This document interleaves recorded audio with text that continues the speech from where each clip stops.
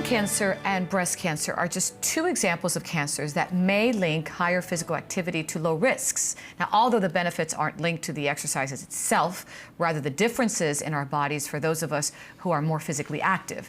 Joann, can you walk us through, because when I hear that, walk us through what happens when our bodies engage in physical activity, because a lot of people will hear, oh, you can decrease your risk. And then there are a lot of people that do a lot of exercise and then they're diagnosed with cancer. So it's one of these very difficult situations to comprehend.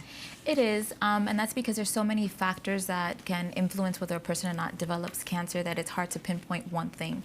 Unfortunately, I mean, I wish we could say if you did this amount of exercise, no one would get cancer.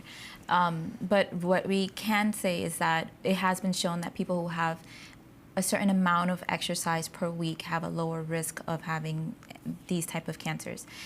So physical activity, actually leisure physical activity, which means just any exercise that you do, any type of movement that you do outside of your normal sedentary lifestyle has been shown to decrease 13 different types of cancer, or lower risk of having 13 different types of cancer.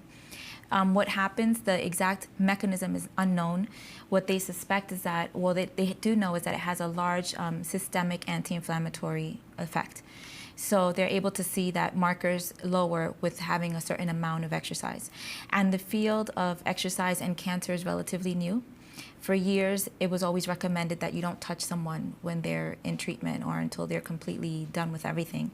And it's not until the last maybe 15, 20 years where there's been more research on what the beneficial effects are. Because we've known these effects for a long time in heart disease and diabetes, and cancer, it's a relatively new field. So a lot of things are still pending, need to be looked at. Like there aren't many large studies that actually look at what the exact mechanisms of how it changes or how it affects cancer.